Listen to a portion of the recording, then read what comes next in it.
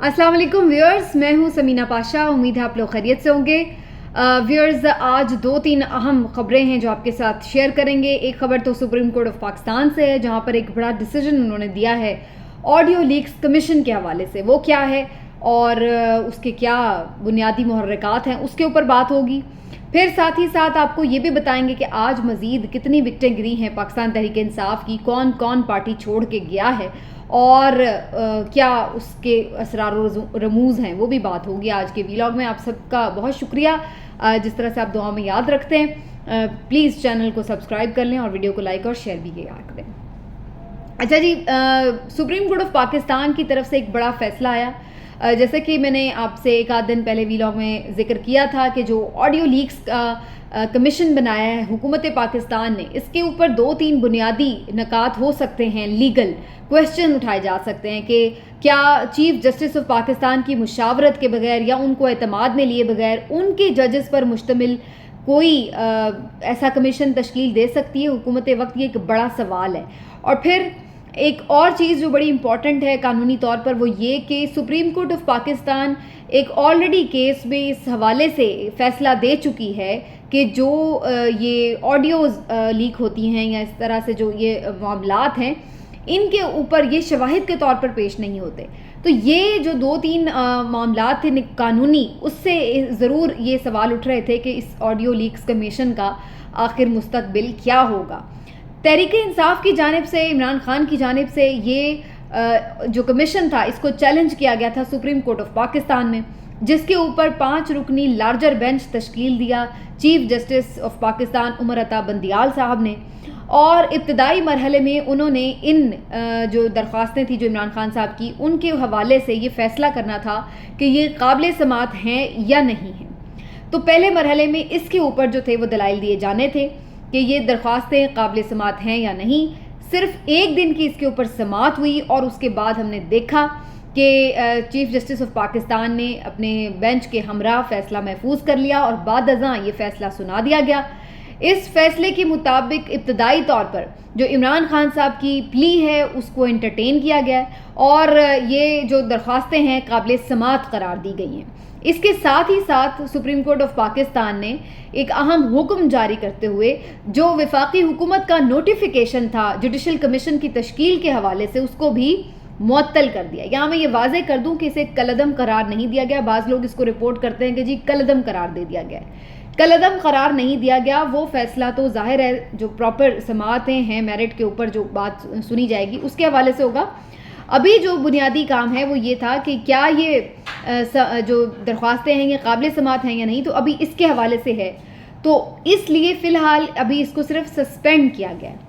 इसमें फ़र्क है। कलअदम करार देना का मतलब है कि उसको ख़त्म करार दे देना, और मुअत्तल करार देने का मतलब ये है कि उसको फ़िलहाल सस्पेंड किया गया, उसके ऊपर फ़िलहाल अमल दरामद रोक दिया गया। मतलब ये हुआ कि जो जुडिशल कमीशन जस्टिस काजी फ़ाइज़ ईसा साहब की सरबराही में 3 रुकनी कमीशन जो वफाकी हुकूमत ने बनाया था ऑडियो लीक्स की तहकीकात के लिए, उसको फ़िल वक्त काम करने से मज़ीद रोक दिया गया है। इस कमीशन ने एक कार्रवाई की भी थी, समात हुई भी थी, जिसमें उन्होंने मुतल्लिका जो फ़्रिकैन थे उनको नोटिस भी जारी किए थे और कमीशन के दायरा इख्तियार के हवाले से भी कुछ बातें उन्होंने वजाहत की थी।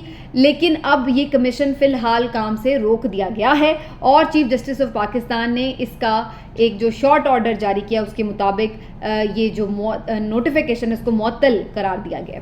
तो ये एक बड़ी कामयाबी करार दी जा रही है, लेकिन मैं समझती हूँ कि ये भी कहना क़बल अज़ वक्त है कि ये क्या कोई कामयाबी है या नहीं, क्योंकि अभी बहरहाल बाकायदा समात का बाद में आगाज़ होगा 1 मई से, और फिर उसकी इसके जो समातों का आगाज़ है वो बाद में होगा। मेरा ख्याल है 31 मई से या 1 जून से शायद इसका आगाज़ होगा, और फिर उसके बाद जो है वो तय किया जाएगा कि ये इसको बाकायदा कलअदम करार देना है या नहीं करार देना। तो अब ये जो मामला है ये बाद में है, लेकिन फ़िलहाल हुकूमत के लिए एक धचका ज़रूर है, क्योंकि इस कमीशन के ज़रिए ये इम्प्रेशन था कि शायद हुकूमत जो एक तो सुप्रीम कोर्ट ऑफ पाकिस्तान के जो इंटरनल मामलात हैं, कॉन्फ्लिक्ट्स हैं, इंतशार है, तकसीम है, उसको शायद कहीं अपने लिए, अपने फ़ायदे के लिए यूज़ करना चाहती है, और इसलिए उन्होंने जस्टिस काजी फ़ाइज़ ईसा साहब की सरबराही में जो एक कमीशन बनाया है उसको बिल्कुल चीफ़ जस्टिस के मुकाबिल ला खड़ा किया था। तो वो एक जो चीज़ थी वो फ़िलहाल उसको एक झटका लगा है। اگرچہ میں یہ سمجھتی ہوں کہ اس کے بعد ہم تیزی دیکھیں گے کہ جو چیف جسٹس آف پاکستان کے اوپر ایک بروٹل اٹیک ہوتا ہے جو کہ پی ڈی ایم کی حکومت کی طرف سے ہوتا ہے کہ وہ طرفداری کر رہے ہیں جی عمران خان صاحب کی جانبداری کا مظاہرہ کر رہے ہیں، تو اس میں ہمیں مزید شدت آتی نظر آئے گی، اور وہ اس بات کو یہ کہیں گے کہ جناب دیکھیں عمران خان صاحب کی پٹیشن کو تو آنکھیں بند کر کے انٹرٹین کر دیا جاتا ہے، اور پھر وہ یہ بھی الزام لگائیں گے کہ یہ اپنے ججز کو جو ان کے ہم خیال ججز ہیں ان کو بچانے کی کوشش کی جا رہی ہے۔ بھئی اگر آپ کلیئر ہیں، آپ کو لگتا ہے کہ آپ کے ججز کسی قسم کی بھی غیر قانونی کارروائی میں ملوث نہیں ہیں، تو پھر آپ ہو جانے دیں تحقیقات اور ہو جانے دیں دودھ کا دودھ اور پانی کا پانی۔ لیکن اگر آپ اس چیز کو روک رہے ہیں تو اس کا مطلب ہے کہ کہیں نہ کہیں کوئی پرابلم ہے۔ تو یہ اب نیریٹو جو ہے آپ کو بنیادی طور پر اب حکومت کی جانب سے پھیلتا ہوا نظر آئے گا، اور مزید چیف جسٹس کے اوپر، ان کی ذات کے اوپر ہمیں اٹیکس بھی آنے والے دنوں میں نظر زیادہ آئیں گے۔ تو یہ تو ایک بڑا تھا معاملہ۔ اچھا، دوسرا جو ایک اہم معاملہ ہے جس کے اوپر مجھے بات کرنی ہے وہ ہے جناب جو عمران خان صاحب کی میڈیکل رپورٹ آئی ہے۔ بہت سارے لوگ اس کو میں دیکھ رہی تھی کہ ہیڈ لائنز میں دے رہے تھے کہ جی سنسنی خیز انکشاف، تو میں یہ کہہ رہی تھی کہ اس کو مضحکہ خیز انکشاف کہنا چاہیے جس قسم کی یہ رپورٹ ہے۔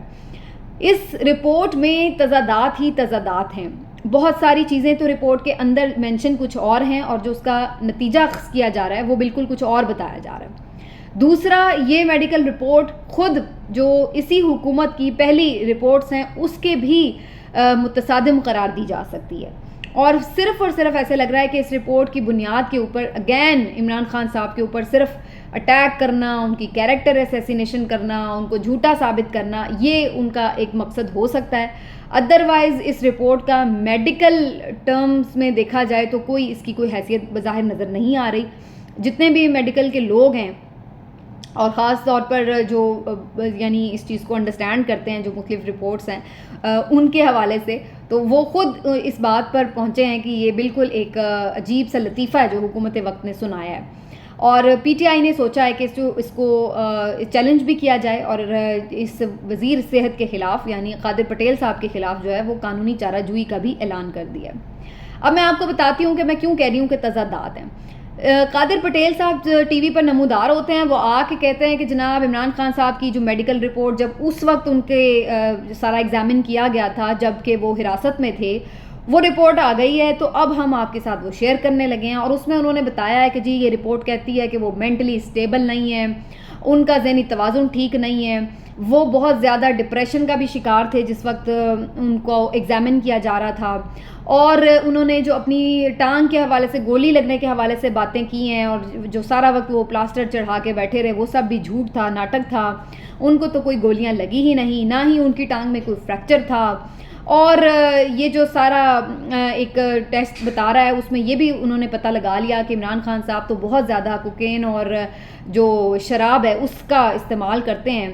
تو نہ جانے، اب میں یہ سوچ رہی تھی کہ انہوں نے اس رپورٹ میں یہ کیوں نہیں ڈالا کہ اس رپورٹ سے یہ بھی پتہ چل رہا ہے کہ عمران خان صاحب جو ہیں انہوں نے کوئی چوری بھی کی ہوئی ہے، اس رپورٹ سے یہ کیوں نہیں پتہ چل رہا کہ عمران خان صاحب جو تھے انہوں نے بچپن میں نہ جانے کتنے لوگوں کے لنچ باکس بھی کھائے ہیں۔ تو وہ عجیب و غریب سی مجھے لگ رہا ہے کہ یہ رپورٹ ہے جس میں نہ کوئی سر ہے نہ کوئی پیر ہے، اور بے تکی سی باتیں نظر آ رہی ہیں۔ اس کی وجہ کیا ہے؟ پہلے آپ اس کا جو ایک جس کو کہتے ہیں نا ایگزامن کریں اس کو کہ جی اس میں بلڈ پریشر وہ بتا رہا ہے نارمل ہے، ہارٹ بیٹ وہ بتا رہا ہے نارمل ہے، پلس بتا رہا ہے نارمل ہے، بلڈ پریشر وہ بھی ایبڈومینل سارا جو ایگزامینیشن ہے وہ بھی نارمل ہے، اور اس کے بعد جو انہوں نے لیگ کا ان کا وہ کیا ہے اس میں وہ بتا رہا ہے کہ 5 سوراخ ہیں، 5 سوراخ ہیں ٹانگ میں، اور کوئی میٹیلک کا ٹکڑا بھی اس میں موجود ہے، مطلب ہے کہ دھات کا ٹکڑا، تو لیکن گولی نہیں لگی۔ اب وہ دھات کا جو ٹکڑا ہے وہ کیا عمران خان صاحب نے خود اپنے اندر فکس کرایا؟ اور وہ دھات کیا ہوتی ہے؟ وہ دھات کہاں کیسے ان کی ٹانگ میں آ گئی؟ کوئی یہ بتا دے ذرا کہ وہ دھات کیا ہوتی ہے؟ کیا وہ بلٹ نہیں ہوتی؟ کیا بلٹ کا پیس نہیں ہوتا؟ اور وہ جو سوراخ تھے وہ کیا عمران خان صاحب نے کوئی ڈرل مشین سے اپنی ٹانگ میں کیے ہوئے ہیں؟ وہ سوراخ کہاں سے آ گئے جو کہ آپ کہہ رہے ہیں کہ موجود ہیں، سوراخ ہیں لیکن جی وہ گولیاں نہیں لگی؟ تو یہ اس طرح کی مذاق ہے۔ اب آپ ایک بندے کا کہہ رہے ہیں کہ اس کا بلڈ پریشر نارمل ہے، شوگر نارمل ہے، نبض نارمل ہے، ہارٹ بیٹ نارمل ہے، ہر چیز نارمل ہے، تو اس سے یہ کیسے پتہ چل رہا ہے کہ وہ بندہ انزائٹی کا شکار ہے؟ کیونکہ نیچے جو آپ نے اس کے نتیجے اخذ کیے ہیں اس میں آپ کہہ رہے ہیں کہ جی یہ بندہ تو انزائٹی کا شکار ہے، پریشانی اور شدید ڈپریشن کا شکار ہے۔ ایک ذہنی تناؤ کا شکار ہے اور ذہنی طور پر سٹیبل نہیں اس کو کہا جا سکتا. اعصابی مسئلے ہیں اس کے ساتھ, نفسیاتی مسئلے ہیں اس کے ساتھ. تو اگر کوئی بندہ اس قسم کی کسی کیفیت میں ہوتا ہے تو سب سے پہلے اس کا اثر جو ہوتا ہے وہ اس کی ہارٹ بیٹ پہ نظر آتا ہے, اس کے بلڈ پریشر پہ نظر آتا ہے. اگر کوئی بندہ ذہنی طور پر اتنے زیادہ انزائٹی کا شکار ہوتا ہے تو ان چیزوں میں اس کا وہ چیزیں نارمل ہیں, لیکن یہ بندہ جناب مینٹلی صحیح نہیں ہے. اور پھر دنیا میں ایسا کوئی ٹیسٹ نہیں ہے, ایسا یورین ٹیسٹ کوئی نہیں ہے جو کہ الکوہل کا پتہ دے سکے کہ یورین میں الکوہل کی موجودگی کا پتہ چل جائے. اور جو لوگ عمران خان صاحب کو بہت پرانا جانتے ہیں وہ جانتے ہیں کہ عمران خان صاحب شاید زمانہ جوانی کے زمانے میں اور ان میں کوئی آپ آبجیکشنیبل باتیں کر سکتے ہیں اخلاقی طور پر کہ ہو سکتی ہیں, لیکن اس وقت بھی ایون وہ شراب نوشی نہیں کرتے تھے, وہ کبھی بھی شراب نوشی نہیں کرتے رہے. اور یہ جو ان کے پرانے کولیگز ہیں کھیلتے تھے جو ان کے ساتھ, ان کی طرف سے, اور ویسے بھی بہت جگہ پہ یہ رپورٹ ہو چکا ہے آلریڈی کہ انہوں نے اس دور میں کبھی یہ شراب نوشی نہیں کی تھی, تو اب انہوں نے کیا کرنی ہے. اور نہ ہی کبھی بھی یورین ٹیسٹ میں یہ شراب نوشی جو ہے وہ اس کو آئیڈینٹیفائی کیا جا سکتا ہے. تو بہت ہی مذکر خیز سی رپورٹ جس کا مقصد صرف یہ بتانا کہ عمران خان میں ہر دنیا کی برائی موجود ہے اور جناب وہ مینٹلی بھی سٹیبل نہیں ہے. تو یہ ساری چیز جو ہے وہ اس میں بتانے کی کوشش کی گئی ہے. میں اس ساری رپورٹ کے سے بالکل بھی اتفاق نہیں کرتی, لیکن میں ایک چیز سے اتفاق کرتی ہوں کہ عمران خان واقعی طور پر مینٹلی اگر آپ کہیں تو وہ ایک نارمل بندہ نہیں ہے. میں نہیں سمجھتی کہ عمران خان ایک نارمل بندہ ہے ذہنی طور پر, کیونکہ یہ جو بندہ ہے نفسیاتی طور پر اس قدر مضبوط اعصاب کا مالک ہے کہ یہ ایک عام آدمی اتنا مضبوط اعصاب کا مالک نہیں ہو سکتا. ایک عام آدمی کے جو نروز ہیں وہ اتنے سٹرونگ نہیں ہو سکتے. تو یہ بات تو ٹھیک ہے کہ غیر معمولی ان کے اعصاب ہیں, کیونکہ جتنا پریشر زندگی میں اس شخص نے دیکھا ہے, برداشت کیا ہے, بھلے وہ کھیل کے میدانوں سے لے کر سیاست کے ایوانوں تک ہو یا نجی زندگی کے معاملات ہوں, تو جتنا اس شخص نے پریشر اپنی زندگی میں برداشت کیا ہے, نارملی بندہ آدھا بیمار ہو سکتا ہے اگر اس قسم کے وہ نروز کے پریشر میں روز گزرتا ہو. لیکن اس وقت بھی جب کہ اس کی زندگی کا یہ مشکل ترین دور ہے, مشکل ترین دور ہے کہ جہاں پر اس کے اوپر 150 کیسز ہیں, اس کے تمام ساتھی اس کو چھوڑ کے چلے گئے ہیں, اس سے اقتدار چھن چکا ہے, پوری ریاستی مشینری اس کے خلاف برسر پیکار ہے, اور ایسے حالات میں بھی وہ آ کے جب خطاب کرتا ہے تو وہ کہتا ہے کہ کوئی فکر کی بات نہیں, کوئی پریشانی کی بات نہیں ہے, اور وہ اپنے نروز کو کنٹرول میں رکھتا ہے. تو میں تو سمجھتی ہوں کہ واقعی یہ بندہ ایک عام اعصاب کا مالک بندہ نہیں ہے, اس کے نروز نارمل نہیں ہیں. میں اس بات پہ ضرور اتفاق کرتی ہوں. باقی جناب جیسے میں نے ذکر کیا کہ جی بہت سے پارٹی ممبران چھوڑ کے جا رہے ہیں. ابرار الحق صاحب نے بھی آج روتے دھوتے پارٹی کو چھوڑ دیا. اسی طرح سے سینیٹر سیف اللہ نیازی صاحب جو کہ بہت قریبی عمران خان صاحب کے رشتہ دار بھی ہیں, پارٹی کے فاؤنڈنگ ممبرز میں سے ہیں, بہت سے دیگر معاملات بھی پارٹی کے وہ دیکھ رہے تھے. بلکہ کچھ لوگ تو یہ بھی سمجھتے ہیں کہ اگر عمران خان صاحب گرفتار ہوتے یا کوئی نظر بند انہیں کیا جاتا تو شاید پارٹی کے معاملات ان کے ہاتھ میں ہوتے. تو انہوں نے بھی جی آج خیر بات کہہ دیا ہے. میاں والی میں جو انہوں نے فوجی جو علامتیں تھیں ان کا جو وہاں پہ استحصال کیا گیا تھا شرپسندوں کی جانب سے 9 مئی کو, اس میں ان کا بھی نام تھا. اور کافی سننے میں یہ آ رہا ہے کہ یہ بھی انڈر پریشر تھے, اور ان کو بھی یہی میسج ہے کہ بھی آرمی ایکٹ کے تحت آپ کے خلاف بھی کارروائی ہو سکتی ہے اور پھر عمر بھر کے لیے آپ کو جیل میں بیٹھنا پڑ سکتا ہے. تو معلوم نہیں کہ یہ کیا اس کا ہوگا نتیجہ کہ جو سارے ہی لوگ جا رہے ہیں پارٹی چھوڑ کے. آج مراد راز صاحب نے بھی پارٹی چھوڑ دی, آج جو ان کے چیف الیکشن کمشنر تھے یعنی پی ٹی آئی کے اپنے انصاری صاحب, انہوں نے بھی پارٹی چھوڑ دی. پھر اسی طرح سے پشاور سے بھی ایک صوبائی وزیر جیل خان نجات ہیں, انہوں نے انہوں نے بھی پارٹی چھوڑ دی. 2-3 اور ایکس ایم پی ایز نے بھی پارٹی چھوڑ دی. یہ سب تو گئے, لیکن سب سے زیادہ نقصان تو میرا خیال ہے آج پی ٹی آئی کو یہ ہوا ہے کہ جناب فردوس عاشق اعوان صاحبہ نے بھی پارٹی چھوڑ دی ہے. تو فردوس عاشق اعوان صاحبہ صرف اقتدار کے دنوں میں نظر آتی تھی پارٹی کو ڈیفینڈ کرتے ہوئے, اور ان کو مختلف ہم دیکھتے تھے کہ لمبی لمبی پریس کانفرنسیں کرتے ہوئے جب انہیں کوئی عہدہ بھی مل گیا تھا. لیکن الٹیمیٹلی پھر اس کے بعد وہ ہمیں کہیں غائب ہوتی نظر آئیں. پچھلے 1 سال میں تو کہیں پہ بھی مجھے پوری جد و جہد میں وہ دکھائی نہیں دی. تو بہرحال جی فائنلی انہوں نے بھی خیر بات کہہ دی ہے پارٹی کو. یہ ساری سچویشن اب کس طرف جا رہی ہے اس کو آپ انالائز کر سکتے ہیں آنے والے دنوں میں. لیکن میں اس کے بارے میں پہلے بھی کہہ چکی ہوں کہ مجھے بظاہر یہ نظر آ رہا ہے کہ ایک آئسولیشن کا پیغام ہے جو عمران خان کو دیا گیا ہے کہ بھئی آپ کو سب چھوڑ کے چلے گئے ہیں, تو لہٰذا آپ جو ہے وہ اس چیز کے اوپر اب اپنا قصہ ختم سمجھیں. اور اس کے بعد اب عمران خان صاحب سے بھی کارروائی دور نہیں ہے. خواجہ آصف صاحب نے, رانا ثناء اللہ صاحب نے بڑا واضح کہہ دیا ہے کہ نہ صرف یہ کہ عمران خان کے اوپر آرمی ایکٹ کے تحت, یعنی صرف وہی لوگ نہیں جو وہاں پہ باقاعدہ فزیکلی موجود تھے, بلکہ عمران خان کے اوپر بھی آرمی ایکٹ کے تحت مقدمہ چلایا جا سکتا ہے. اور نمبر 2 یہ کہ زیر غور ہے کہ پی ٹی آئی پہ پابندی لگا دی جائے. اور مجھے اب یہی نظر آ رہا ہے کہ اگلے 2 جو سٹیپس ہیں اس حکومت کے وہ یہی ہونے جا رہے ہیں, جس کے بعد پھر شاید الیکشنز کی طرف بھی معاملہ ہمیں جاتا ہوا نظر آئے. تو یہ کچھ ڈیولپمنٹس ہیں جی جو آپ کے سامنے مجھے رکھنی تھی آج. پھر انشاءاللہ ملیں گے اپنے اگلے ویلاگ میں. اپنا خیال رکھیے. اللہ حافظ.